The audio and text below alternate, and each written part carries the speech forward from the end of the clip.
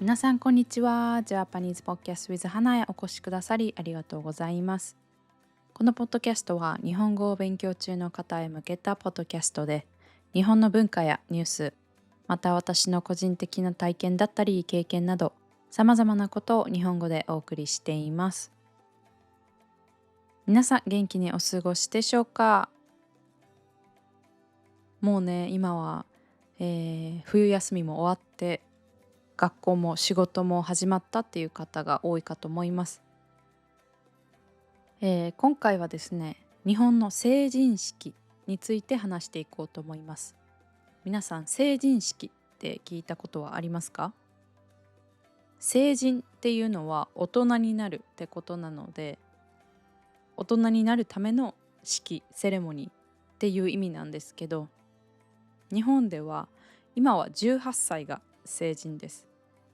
18歳になったら選挙に行けたりとか、いろいろ大人ができることがね、できるようになっていくんですが、これ昔は数年前までは20歳、20歳が成人でした。なので今でも20歳にならないとお酒やタバコは買ったり飲んだり吸ったりができないです。なので法律上の成人は18歳なんだけど、他のね大人たちがやっている全てのことができるようになるには、20歳20歳にならないといけないんですけど、このね18歳とか20歳を祝うのが成人式です。で日本では成人の日という祝日があります。それが今年は1月12日、2026年1月12日月曜日が成人の日という祝日でお休みです。で、大体この祝日に成人式があって、今年ね、18歳または20歳になる人がこの成人式に参加して大人になるお祝いをしたりします。昔から続いてきているので、昔はね、ずっと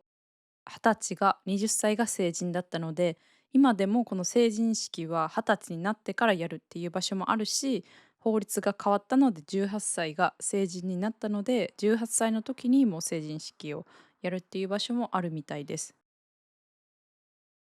こんな感じの成人の日っていう祝日があって、成人式という結構日本人にとっては一大イベントがあるんですけど、それについてね、今回は話していこうと思います。皆さんの国によって成人の年齢って違いますよね。だいたい18歳から、19歳、20歳、21歳ぐらいまでの国が多いかなって思うんですけど、皆さんの国では何歳が成人ですか？何歳になったら、選挙に行けたり、お酒とかが買える年齢になりますか？ってことで、今回は成人式、成人の日についてお話ししていこうと思います。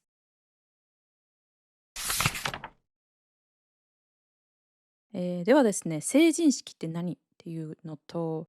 あとは成人式に参加するためのいろいろ準備などもあるんですけど、そういったもの、そして成人式当日の流れ、あとはその成人式で有名な場所もあるので、そういったことを順番にお話ししていこうかなと思います。まず成人式って何ですかっていうことなんですけど、日本ではその20歳大人になる瞬間を祝おうとして、各市区町村が主催して地元の、ホールとか、ホテルとか広場でこの成人式が行われます。で成人式に参加する人はその年に20歳になる人、20歳になる人です。でこれはその先ほども言ったんですけど、成人が18歳になったので、18歳で成人式をする場所もあれば、20歳で成人式をする場所もあるみたいです。ですが多分予想ですけど、多くの場所では20歳で成人式をする場所が多いと思います。で、その理由なんですけど、成人式って大人になるっていうことなので、それを祝うことなので、18歳だと法律上ね、大人なんですけど、できることとできないことがやっぱりまだあって、20歳になるともう全てね、もう平等の大人として扱われるので、完全に大人になった20歳で成人式をやるという場所も多いみたいです。成人の日は毎年1月の第2月曜日とされています。なので毎年、1月の第2月曜日が祝日で、その日に成人式をやる場所がほとんどかなと思います。なのでこの日に外に出ると、もうすっごい着飾った若者がたくさんいるんですけど、で、日本にね、初めて来た方、初めて住んでその1月第2月曜日を迎えた方は、何今日なんか特別な日なんかな、確かに祝日やけど、って思ったことがある方もいるかもしれないですけど、その理由は、成人式があるからです。今の形の成人式というのは、1946年に埼玉県の蕨市というところで成人になったことを祝う青年祭というものが行われたそうです。で、それがきっかけとなって全国に広がっていって、全国すべての、ほとんどの市区町村で成人式が行われるようになっていったそうです。で、大人になったことを祝う、大切な大事な日になっていったそうです。でももっと歴史をたどると、昔からね、大人になる際の儀式とか通過儀礼は、歴史をたどるとあったみたいです。なので、今も昔も変わらず、大人になったことは盛大に祝って、これからね、社会の一員として生きていこうっていう、そういう日かなと思います。で、その成人式なんですけど、ただただ参加するというわけではなくて、女性は振袖という服を着て、男性はスーツか袴というものを着ます。で、袴は女性の振袖みたいな感じなんですけど、日本の伝統的な服って感じなんですけど、それを着たいっていう人もおれば、スーツでいいっていう人もおるので、男性は多分スーツの方の方が圧倒的に多いと思います。で、スーツはね、持っている男性は、多いと思うんですけど、女性の振袖ってそんな全ての女性が持っているわけではないです。なので、毎年っていうか、成人式に参加する日は振袖を借ります。レンタルします。で、これがまためっちゃ大変なんですよね。振袖をまずレンタルするのって、じゃあこの日振袖この服着たいから予約しようとかではなくて、もちろんそうなんですけど、もう何ヶ月も前から、なんなら1年ぐらい前から準備します。1年ぐらい前からそういう振袖がね、レンタルできる場所があるので、そこに行って、自分で着てみたりして、どれがいいかなっていうのを悩んで、で、また成人式の前にその振袖の写真を撮ったりするので、正式なスタジオみたいなところで、振袖を着て写真を撮ってもらって、で、家族で写真を撮るっていう方もいると思うんですけど、そういう風に何ヶ月も前から準備します。で、振袖のデザインも同じようなデザインが並んでいるというわけではなくて、本当にそのレンタルする場所によっていろんなデザインがあるし、全く同じものってほとんどないと思います。その年ね、毎年流行りのデザインとかもあるかもしれないですけど、やっぱり全く同じデザインっていうのが少ないと思います。だからここは早い者勝ちなんですよね。その1年ぐらい前から予約することによって、自分が本当に着たいデザインの振袖を着ることができるので、やっぱりなんか、これでいっかなっていう妥協した服で、そんな大事な日に挑みたくないじゃないですか。自分が本当に好きなデザインの振袖を着て、その式に参加したいっていう方が多いと思うので、これもね、自分が好きなデザインが見つかるように、もう前もって予約して準備する必要があります。で、女性はね、そのレンタルする場所とかに行って、実際来て写真も撮ってっていうのを何ヶ月も前から準備して、で、その当日なんですけど、もちろん自分でね、全て振袖を着ることはできないと思います。誰かに手伝ってもらわないといけないんですけど、家族が振袖をね、着付けたりできたらいいんですけど、それができないっていう方がほとんどというか多いかなと思います。なので、その女性は朝早く起きて、でそういう着付けをしてくれるところに行って、で、ヘアスタイルも自分でやるって方はあんまりいないかなと思います。なので、その美容院もヘアサロンも前もって予約しておいて、で、朝早くにね、もう7時とかわかんないですけど、6時とか7時にヘアサロンに行って、で、髪の毛のセットをしてもらって、で、やっと成人式に臨むことができます。なので女性はめちゃめちゃ大変です。もちろん男性でも袴を着たり、髪の毛をいろいろセットしたいっていう人もいると思うんですけど、やっぱりどっちかというと男性はスーツが多いし、あと髪型も短い方が多いので、そんなに時間はかからないかなと思います。女性はやっぱり髪の毛が長い方も多いし、それをきれいにセットしたいっていう方も多いので、その美容院ももう何ヶ月も前から予約しておいて、髪型とかどういうスタイルにしたいかも全部決めておいて、当日朝早く行って、で、準備をするっていうのが多いですね。で、美容院も、もちろん毎日朝7時からとか運営しているわけではないんですけど、成人式の日は多分ほとんどの美容院が朝早くから、営業をしてくれていて、成人式に参加する方のためにいろいろね、朝早くから準備してくれるっていうところが多いです。これが当日までの準備ですね。もう1年とか、半年ぐらい前からみんな準備しだして、この日に臨むっていう方が多いです。で、成人式の当日ですね、そうやって準備してって、何をするのって思う方も多いと思います。で、これは本当に市区町村によって結構バラバラだと思います。でも大体は、そこに行ったら、小学校とか中学校が一緒だった友達と会って、その時の市長のスピーチなどを聞いて、代表でね、何人かがスピーチをするっていうのもあると思います。なので自分の友達がスピーチをするかもしれないし、その人がね、スピーチをするっていうこともあるかもしれないです。そうやってスピーチを聞いたりして、その式典、セレモニーは終わって、なぜ成人式に行くかっていうと、一つは昔の友達、友達に会うために行くっていう方がほとんどかなと思います。で、そこで昔の友達に出会ったり、そこでまた再会して再び仲良くなるっていう場合もあるだろうし、その学生生活が終わった後、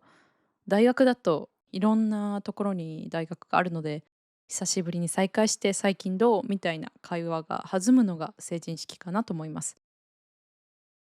で、成人式が、朝とか昼にあると思うんですけど、その後はだいたいみんなで同窓会とか飲み会があって、みんなで仲良く久しぶりに再会して、なんかいろいろ思い出話そうぜみたいな、そういう方が多いかなと思います。で、お酒が飲めるのは20歳、20歳になってからなので、やっぱり成人式も20歳の時にやるって場所が多いんじゃないかなって私は勝手に思ってます。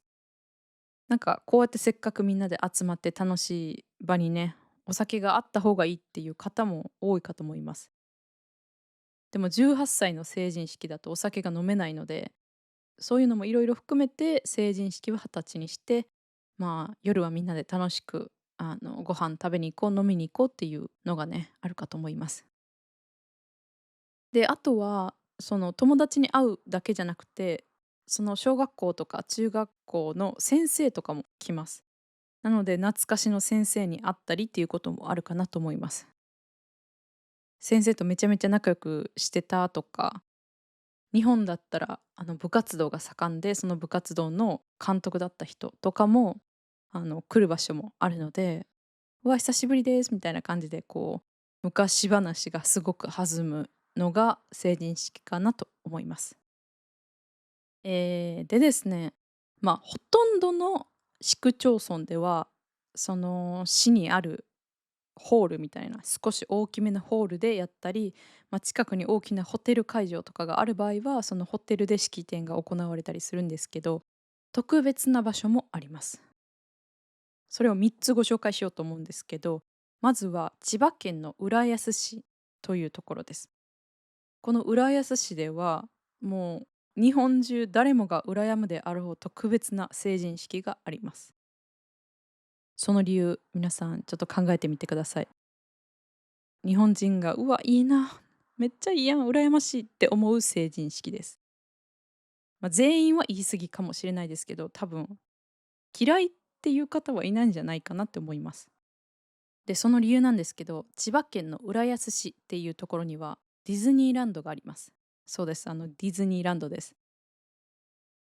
なので、その浦安市出身の方は、ディズニーランドで成人式があります。これめっちゃすごくないですか？めっちゃ良くないですか？なので、今年1月12日にディズニーランドに行くと、もしかしたら、成人式に参加している振袖を着た人もいるかもしれないです。で、正直私はこの詳細はわからないんですけど、そのディズニーランドの広場、ホールみたいなところで行われて、ミッキーとかね、ディズニーのキャラクターがちゃんと挨拶しに来てくれるみたいです。これは日本で唯一なのでめちゃめちゃ特別ですごくいいな、羨ましいなって子供の時は思ってました。で、2つ目の特別な成人式がある場所は、これも千葉県なんですけど、千葉県の鴨川市というところで、有名な水族館があります。で、ここの鴨川市出身の方は、この水族館で成人式があるみたいです。水族館で成人式って聞いてもなんかあんまり想像できないんですけど、多分動物たちがね、こう、成人おめでとうって祝ってくれるんじゃないかなと思います。で、あともう一つですね。これは成田市というところの成人式です。成田って聞くと皆さん何か一つ思い浮かべるものはないですか？多分行ったことがある方は多いと思います。そうです。成田市には成田空港という空港があります。日本で一番大きい空港なんじゃないかなって思うんですけど、この成田空港があるのが、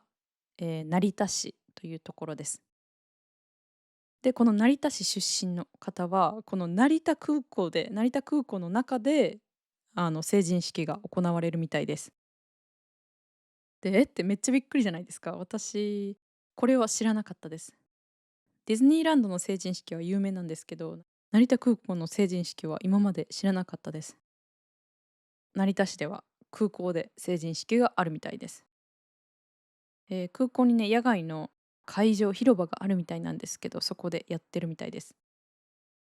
なので、もしかしたら、このエピソードを聞いてくださってる方の中で、1月12日にちに成田空港に行くという方もいるかもしれないですけど、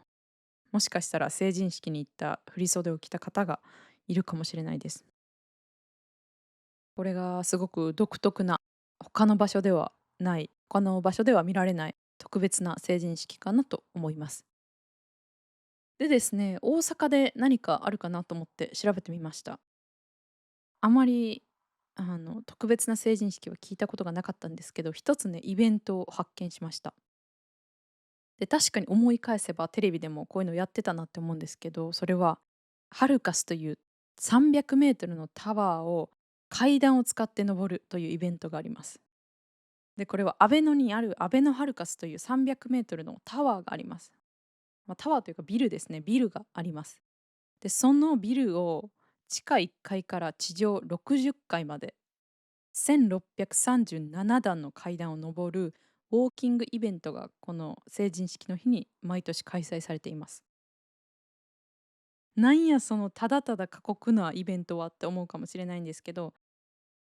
日本語にはなんか大人の階段を上るというフレーズがあります。たまに歌とかで出てきたりするんですけど、その大人の階段を上るというフレーズを取ってきて、そのビルの展望台まで階段を使って登る、大人になることを祝うために登ろうぜっていう大人の階段のスタート地点みたいな、そういうイベントがあります。皆さんは1637段の階段を登ってみたいですか？さすがにしんどすぎてそれはいらんわって思う方が多いかなって思うんですけど、しかもですよ、もっときつい、しんどいって思うポイントがあるんですけど、これに参加する人は、そのめちゃめちゃ動きやすい運動着、運動をする時に着るような服とか、ジムに行く時に着るような服を着て階段を上るのではなくて、先ほど言った振袖とかスーツを着て登ります。なので、身動きが取りづらい、すごく大変な服装で1637段登らないといけないというので、めっちゃしんどいと思います。めちゃくちゃ大変だと思うんですけど、こういうイベントもあります。で、ただ登るだけじゃさすがに誰も参加しないかなって思うんですけど、登ったらね、ちょっとご褒美とか特典もあるので、参加するという方もいるんじゃないかなと思います。でですね、ちょっと300メートルのタワー、どれくらいなんだろうって、世界に300メートルぐらいのタワーがあるのかなと思って調べてみたんですけど、パリのエッフェル塔ありますよね。それが330メートルらしいです。なのでそれよりエッフェル塔より少し低いのがハルカスというタワーです。あとイギリスのロンドンにあるザ・シャードというビルで、これが310メートルらしいです。なのでそのヨーロッパに住んでいたりイギリスに行ってね見たことがある方は、これとほとんど同じぐらいの高さのタワーがあるんですけど、それを地下から展望台まで登るっていう、階段を使って登るっていうイベントです。さすがに想像しただけでしんどくなってくると思うんですけど、こういう成人式ならではの楽しいイベントもあるなっていうので紹介してみました。でですね、最後に私が成人式行ったことがあるのか、行ったことがあるならどうだったかっていう感想なんですけど、私はね、こんなに今まで成人式について喋っておいて行かなかったんですよね。成人式私は参加してません。なのでこのなんか成人式の内容とかはどっから引っ張ってきたんやってことなんですけど、私の友達はほとんど行っていました。なのでその友達から聞いた情報だったり、調べた情報を元にこのエピソードを作ってみました。で、私が行かなかった理由なんですけど、それはシンプルで、留学していたからなんですよね。この成人式がある時に私は留学をしていて、その成人式のために日本に帰る飛行機の往復代と、あとこの振袖をレンタルしたりっていうのはめちゃめちゃお金がかかります、実は言うと。20万とか30万円ぐらいお金がかかるんですけど、その費用もろもろ含めてですね、成人式にかかる費用代を考えた時に、私はね、成人式に参加したいとは全く思わなかったんですよね。例えば、航空券の往復代が20万円ぐらいだったとして、で、それでさらに成人式の費用が20万円かかるってなったら、合計で40万円じゃないですか。で、それを考えた時に、いや、40万あるならヨーロッパ一周するわと思って、ヨーロッパ旅行するためにお金は使わないでおこうって思ったので、成人式には参加しなかったです。私はもし日本にいたら成人式は参加していたと思うんですけど、全然わざわざ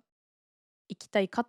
て聞かれたら、当時はそうではなかったので、私は参加しなかったです。で、こんな感じで私みたいに成人式は参加しない人もいます。もちろん全員強制参加ではないので、行きたい人だけが行くのが成人式なんですけど、だいたい50%から70%ぐらいの人が参加しているみたいです。もちろん場所にもよるんですけど、全員が参加する式でもないみたいです。私みたいにもう日本にいないっていう人もいるだろうし、その当日たまたま行けなかった人もいるだろうし、なんか別に小学校、中学校の友達で会いたい人もおらんなって思ったら、もちろん行かない人も多いと思います。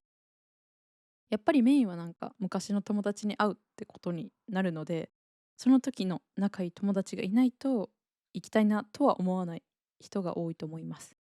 で、私は友達は会いたい友達、一緒に成人式に行きたい友達はいたんですけど、さすがにそんなお金かけんでもいいかなって思ってしまって行かなかったです。今回は日本の成人式についてお話ししてみました。成人式は大人になるのを実感する日で、ずっと続いている大事なイベントかなと思います。特に女性は、振り袖を着てすごく着飾って、メイクも髪の毛のヘアスタイルもバッチリ決めて、もう一生に一度のとても大事な日になる人が多いと思います。で、男性でも袴を着てすごく着飾ってね、大事な思い出を作る日っていう認識がある方もいるかなと思います。で、基本的にはその市にあるホールとかね、ホテルとかで行われるんですけど、ディズニーランドの成人式があったり、水族館の成人式があったりなど、各都市によってその都市のユニークさが出ている場所もあります。日本の成人式についていろいろ話してみたんですが、皆さんの国では成人式っていうのはありますか？伝統的な服を着てみんなでその式に行くとか、そういうのがあればね、ぜひ教えてください。必ずしも成人になった時にその大人になったことを祝うわけではないけど、例えば15歳になったらこういうセレブレーション、セレモニーがあるよとか、18歳になったらこういうのがあるよっていう、その各ね国の文化などありましたら、ぜひコメント欄で教えてください。では最後にお知らせです。現在 YouTube と Patreon でメンバーシップをやっています。動画のトランスクリプトが欲しい方、またはこのポッドキャストをこれからも応援したいと思ってくださる方がいましたら、ぜひメンバーシップへの参加お願いいたします。またすでに参加してくださった方々、本当にありがとうございます。皆さんのおかげでこうやってね、今年もどんどんポッドキャストエピソードを更新していけると思うので、もう本当に力になっています。ありがとうございます。ではですね、今回はここまでになります。最後まで聞いてくださり本当にありがとうございました。では皆さん、また次回のエピソードでお会いしましょう。それでは。